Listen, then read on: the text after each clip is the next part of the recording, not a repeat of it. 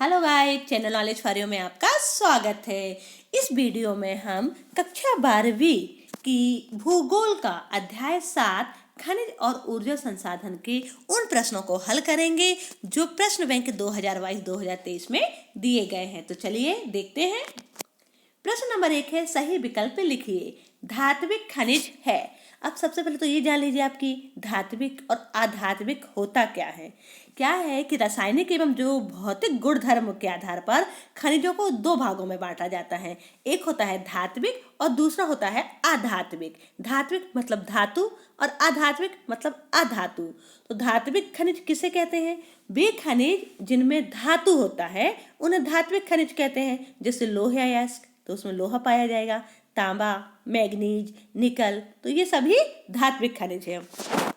और अधात्विक खनिज वो होता है जिन खनिजों में धातु नहीं होता, जैसे चूना पत्थर हो गया, डोलोमाइट हो गया, अभ्रक, जिप्सम, तो इनमें धातु नहीं पाया जाता, इसलिए इन्हें अधात्विक तत्व कहा जाता है।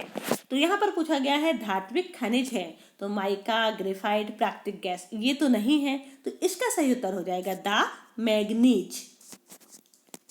फिर है अधात्विक खनिज है।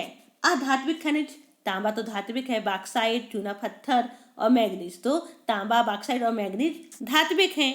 चूना पत्थर कैसा हो जाएगा? अधात्विक हो जाएगा। तो इसका सही उत्तर होगा सा, चूना पत्थर। बिटुमिनियस प्रकार है, तो बिटुमिनियस किसका प्रकार है? बिटुमिनियस होता है कोयले का प्रकार, कोयले का एक टाइप हुआ करता है, ठीक। तो इसका सही उत्तर हो जाएगा कोयले का। मयूरभंज की खाने स्थित हैं, तो मयूरभंज की जो खाने हैं वह उड़ीसा में, या उड़ीसा, पहले उड़ीसा बोला जाता था, अब आजकल ओडिशा बोलते हैं, ओडिशा में है। देश का प्रमुख तेल क्षेत्र स्थित है। तेल का जो देश का प्रमुख तेल क्षेत्र है डिगबोई, असम में है जो, है ना, तो इसका सही उत्तर हो जाएगा असम। ऊर्जा का अनवीकरणीय स्रोत है। अनवीकरणीय स्रोत सौर है। प्रश्न दूसरा है, रिक्त स्थान की पूर्ति कीजिए।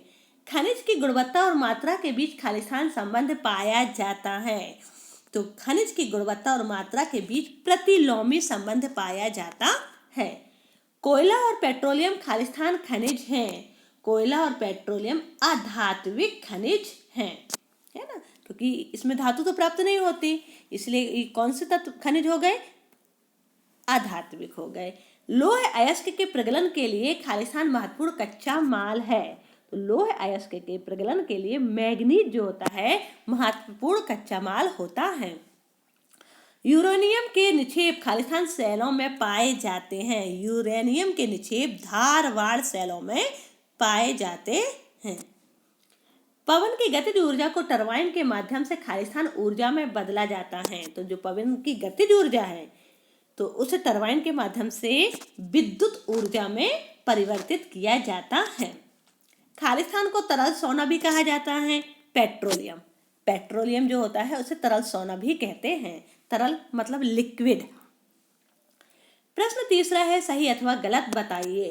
पवन ऊर्जा एक प्रदूषण मुक्त ऊर्जा का स्रोत है। बिल्कुल सही, क्योंकि पवन ऊर्जा से प्रदूषण नहीं होता है।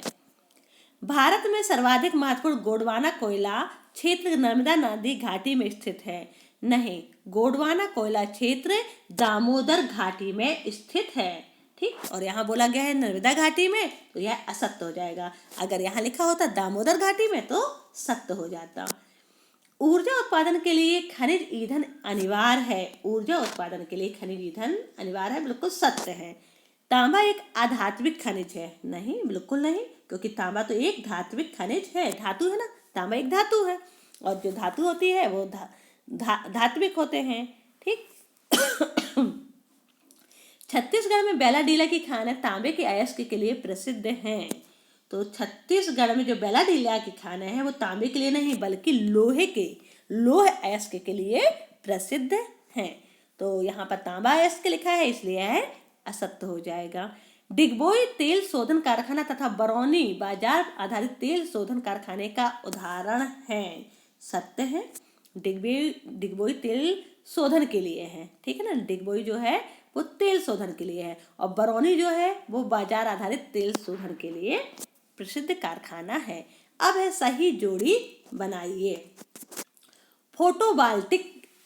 वोल्टाइक सेल, फोटोवोल्टाइक सेल जो आएगा तो वह सौर ऊर्जा, इसका सही उत्तर हो जाएगा सौर ऊर्जा, है ना, सौर ऊर्जा। भूरा कोयला लिग्नाइट, भूरा कोयला लिग्नाइट। फिर है लोह अयस्क मैग्नेटाइट, लोह अयस्क का हो जाएगा मैग्नेटाइट। अभ्रक, अभ्रक का आधात्मिक खनिज। अपरंपरागत स्रोत जैव ऊर्जा, ठीक है, अपरंपरागत स्रोत जैव ऊर्जा। अब आते हैं प्रश्न 5वां है, एक शब्द एक वाक्य में उत्तर दीजिए। रासायनिक एवं भौतिक गुणधर्म के आधार पर खनिज को कितनी श्रेणियों में बांटा गया है? तो रासायनिक एवं भौतिक गुणधर्मों के आधार पर खनिज को 2 प्रमुख श्रेणियों में बांटा गया है। पहला है धात्विक मतलब धातु और दूसरा है अधात्विक मतलब अधातु। असम घाटी में किस खनिज के निक्षेप हैं?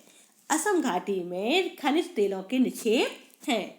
बॉक्साइट का प्रयोग किस धातु के विनिर्माण में किया जाता है?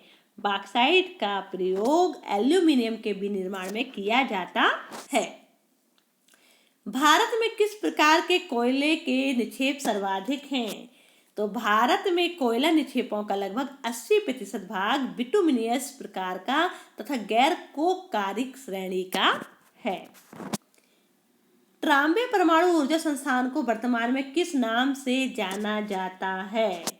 तो ट्राम्बे परमाणु ऊर्जा संस्थान को भाभा परमाणु अनुसंधान केंद्र के नाम से अभी वर्तमान में जाना जाता है। पेट्रो रसायन उद्योग के लिए कच्चा माल क्या होता है? पेट्रो रसायन उद्योगों जैसे कि उर्वरक, कृत्रिम रबर, कृत्रिम रेशे, दवाइयाँ, वैसलीन, स्नेको, मोम, साबुन तथा अन्य सौंदर्य सामग्री में प्रक्रमित किए जाते हैं।